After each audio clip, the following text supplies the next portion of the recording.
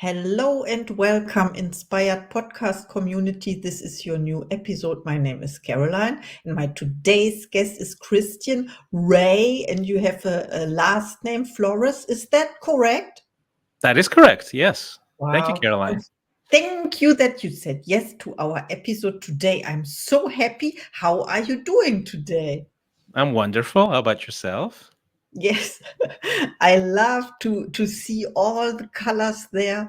Yes, in your video settings. Yes. Okay. I would love to introduce you to the audience. You are an entrepreneur, international recording artist, philanthropist, and performance coach.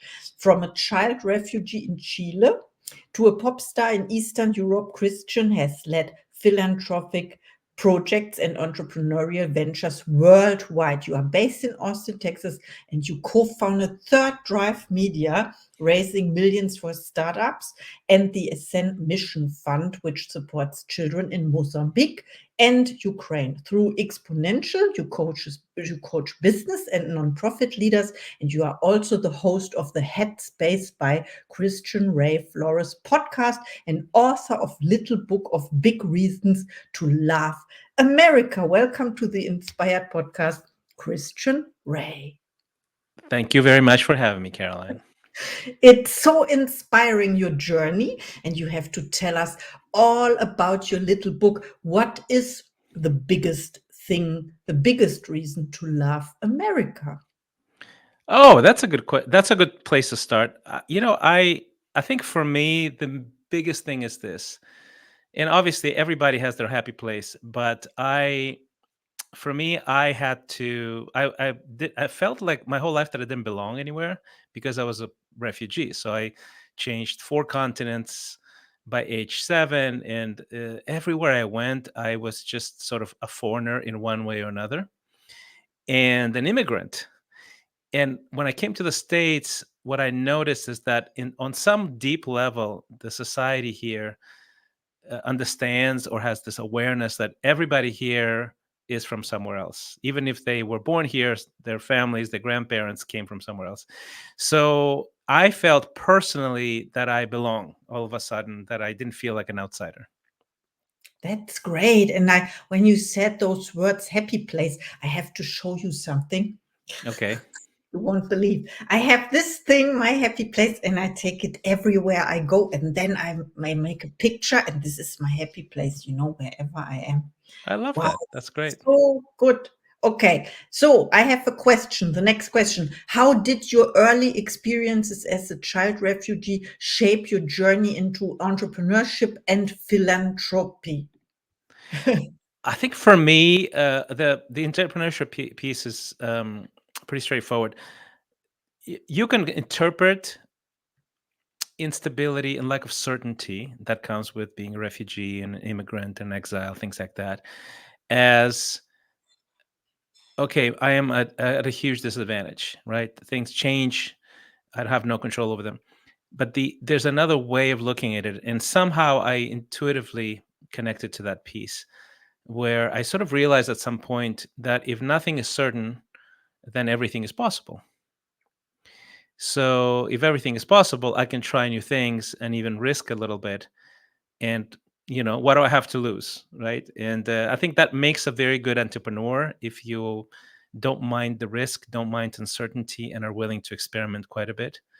When it comes to philanthropy, I think it's exposure to extreme poverty. That's probably the biggest influence. When you don't just intellectually know that people in many parts of the world have very little, and more importantly, I think as an entrepreneur, as an economist, you realize that doing well economically requires that you climb at a certain ladder of value and marketplace and things like that. But if you grow up in a place like Mozambique, where maybe half of the population lives on under $2 a day, you realize that many of those people can't really reach even the bottom step of the ladder. So philanthropy, in my mind, is helping them get to the very first step, equipping them so they can climb it well and then get themselves out of poverty. So to me, that's my main motivation with philanthropy. I really want to help children get a chance, and then it's up to them. what they do with it. Wow, that's so true. Yes, you can show the way, but they have to walk the way by themselves, of course, and make a decision for their life. This is so true what you said. And yeah, thank you so much for sharing. I understand now what you mean, what your journey is about. What were some of the key challenges you faced transitioning from a pop star in Eastern Europe to leading philanthropic and entrepreneurial projects in the US? I think a lot of it is just humility and learning new things, right? Um, and I think honestly, that's a secret to success in the long run. Is that if you don't just sort of lay in your laurels, right? What you have achieved, you have a status, you have brand recognition, perhaps you have some respect in whatever it is that you do, and at some point you want to make a change, and people are fearful of change, so they stay in their status quo for sometimes longer than that is healthy. And for me, I think because of the so much instability early on, I was just okay with shifting and starting over. So when I moved to the US, when I'm in Eastern Europe, Russia, former Soviet Union, people knew who I was in the decade that I was active there. When I moved to the US, no one cares who you are. So that's a humbling experience.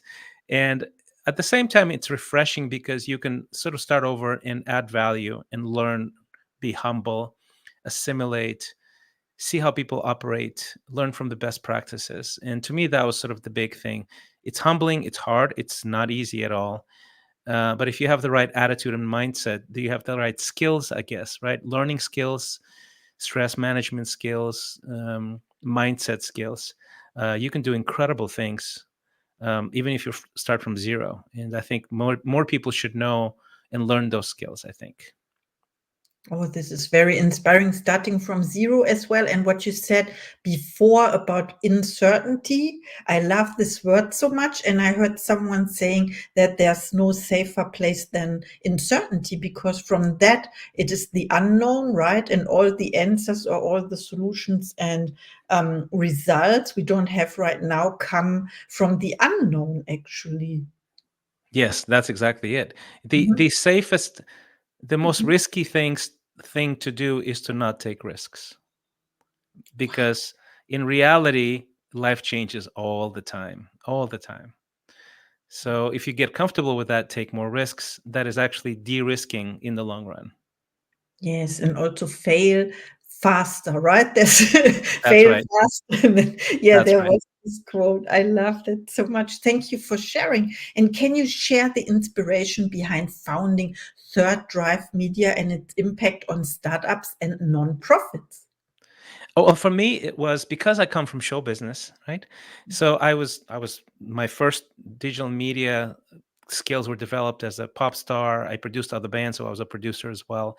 So you learn all of the stuff about brand positioning, what the audience, what they respond to, how to present an image, how to create the products that create trust, create traction. Brand recognition, all those things in myself and other projects that I developed. So then when you look at businesses, then you realize, you know what? Actually, that's the same thing. You can make some small adjustments, um, but when I compare myself to some other marketers, a lot of them are very technical. So a lot of them are about numbers, SEO, all these paid ads. I don't do any of this thing, but what I do very well, better than most, is understanding how somebody can develop either their startup or their personal brand. If you are a speaker or coach or podcaster, or somebody who wants to really establish themselves as an authority, as a thought leader, how to create the persona that matches who you actually are in your essence, and how to communicate that, more importantly, to the public in a way that is compelling. So that was sort of the transition. That was the inspiration behind Third Drive, is that I realized that the same principles apply, and I had skills, because my skills were a little bit higher on this, because I come from show business. The expectations are really high. I could do that for businesses and founders and people who develop personal brands better.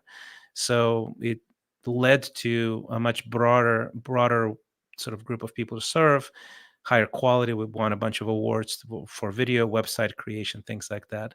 And we're still helping brands and personal brands to develop these days.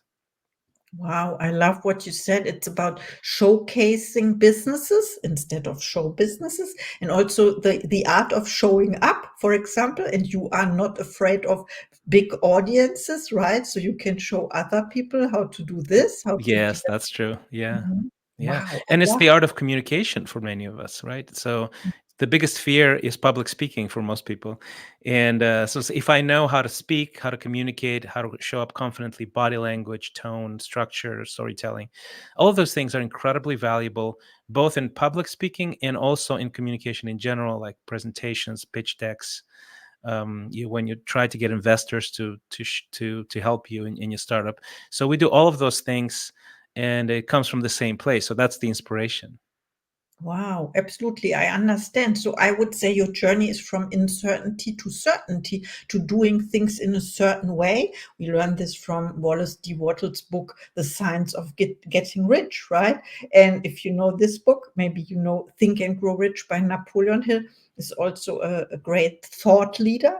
You Yeah. mentioned this word. And yeah, thank you for sharing. Let's have a look at another question. What advice do you have for leaders looking to stay at the top of their game in both business and philanthropy? Oh, that's a great question. I think one of the there's I'm gonna rattle off four things for you. I think that hopefully will be helpful to your audience. So the first one is, if you want to do great things and you want to be the best in your industry, the top 1%, is managing stress. Um, and understanding how to go from anxiety, stress, uncertainty to clarity and creativity daily, on a daily basis, on demand, because your demands are daily. You can't just be inspired one day a month. You have to be inspired every day. And if you want to do great work, that comes with the territory that you're stressed, because you're stepping into unknown territories all the time. So if you want to live in that space of excellence in top performance, understanding the routines, the habits, the mindsets to de-stress and be creative every day, that is a big shift. The second one is, how do you go from fragmented attention to focused effort and progress? So anyone who starts anything new, it doesn't matter where the starting point is, will be wearing multiple hats, competing interests. Fragmentation is your enemy. Understanding what the main focus is and moving in that direction, that's another thing. So clarity is an important piece. People just they get stuck because they're not clear where they're going and how to get there.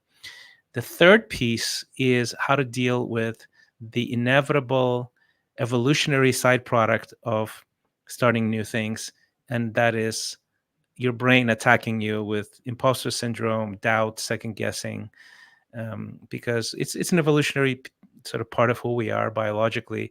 We want to fit into our tribe. We don't want to get rejected. We don't want to fail. We don't want to feel shame and from the people around us. But it's all completely irrational. It doesn't have anything to do with reality. So sort of developing the ability to manage those things and understand, this is what a feeling, but it's not reality. And therefore not engaging in escapist behavior, because you want to escape from reality, and you do it through addictions, through binging on Netflix, through all kinds of things, shopping, gambling, all kinds of things that could be on the surface not very destructive, but they're actually definitely distracting from your mission. So the inner game, to winning that inner game, is a big deal. And the fourth piece is really understanding that for the long run, if you want to excel, you need to be well-rounded as a human being. And success doesn't come in one dimension, it comes across multiple dimensions. And if you don't pay attention to that, eventually you might be successful in one space, but weakness in other areas will really start compromising your main thing at the end of the day. So if you want to win long term and be flourishing and be healthy and have an impact in the world, you have to pay attention to things like spiritual development and family and friendships and work and finances and your health, your fitness, all of those things. Yes, I love what you shared about focus. the opposite of distracting, letting ourselves distracting by things that are not relevant, not serving our goals, our purposes, right? And Yeah. what is the one thing? Do you have an exercise to train focus, to stay focused? Not for yes. I mean, it's basically writing down your goals and keeping track of them. There was a study, I believe it was in Yale, if I'm not mistaken, a while ago, and they basically tracked MBA, business school students who wrote their goals at the graduating class, and then they followed up with them a few years later. And basically, I think it was the 5% of people who wrote down their goals and kept track of them combined made more money. They probably made, I don't remember what it was, but it was like 90% more money than the rest of the class combined. Yeah. So the 5% made 95% more money a few years later just by one thing. They knew exactly what they wanted, they wrote it down, and they kept track of it. Yes. Here we talk about certainty again, clarity as well. You mentioned it, having a clear goal in mind. And this would be my last question for you. Do you set goals? And there's no question. Of course, you set goals for yourself after you told us that, or intentions. And what is one of your next goals?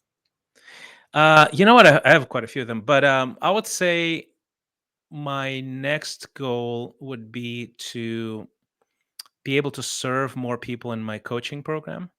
And the reason for that is because I am actually fragmented, ironically, because I have a digital media company, I run a nonprofit in Africa, and I have the coaching program. So in able to expand and serve more people in my performance coaching practice and more clients who want to achieve higher goals and all of that, I have to sort of delegate, rearrange, train, make all kinds of little changes to the other things that I'm interested in, so that I'm freed up to serve as a coach in a broader and deeper way. I understand you have to accept help as well. That's right. Yeah, that's right. Hmm. That's what many entrepreneurs are not used to, let's say this. And now is time for your last thoughts to the audience, please. Oh, my last thoughts. You know Mhm. what? Honestly, I would say this. I don't remember who wrote this, but it was an author, and he said most people live a life of quiet desperation. Most men live lives of quiet desperation, and I think that is true, and that is tragic. And I think there's no good reason for you to live a life of quiet desperation. And that requires courage to really explore what you were meant to do on this earth, who you are meant to help, and the courage to make the changes required to live into that vision, in that individual mission that you may have. And it's hard to do. And my appeal to you is get help, get guidance, get coaching, get mentorship. It could be free, it could be paid, but it's almost impossible to reach higher and stay high performing for an extended period of time unless you have that, unless you have guidance and help and accountability. And if you make that courageous step to ask for help, to understand, okay, I need to make changes. Nothing will change until you change. Um, Nothing will change. So take that step, whatever it looks like for you. And I promise you that it's two things. One, it's going to be hard. Second, you'll never regret it. That's so awesome what you shared. We always regret the things we didn't do, right? And That's if we right. have courage enough, then we take the first step. That's And right. please, and you help the people to reach their goals as well. So please reach out to Christian. He's amazing. Where can we find you? You can two places. One, you can go to christianrayflores.com, and it's my newsletter. There's about 20,000 subscribers to it. Every week I send out a valuable piece of advice that addresses one of the key things that we talk about, either video or text or both. And then the other piece that I offer that is really helpful, if you go to the website exponential.life, without the E, so it starts with an X. It's a cool way to spell it, exponential.life. You'll find a free scorecard assessment that I basically use with all of my clients, and it's free to you. And it asks you a bunch of questions, maybe like 40 or so. It takes about 5-6 minutes to complete, but it'll send it to your inbox, the exact landscape of your life right now, which I think is a very important piece for you to see. Oh, I'm really good here, but I need some help there. And it addresses the most important dimensions of life according to most of the most authoritative studies. And it gives you a clear picture of your starting point, where you are now, so you can now decide where do you want to go from here. So exponential.life without the E, that's for the scorecard, and christianrayflores.com is for the free newsletter that comes out every Sunday. Wow. I will check this out right after our episode. Thank you for this interview. It was amazing. Thank you so much, Caroline. I appreciate it. And see you in the next episode.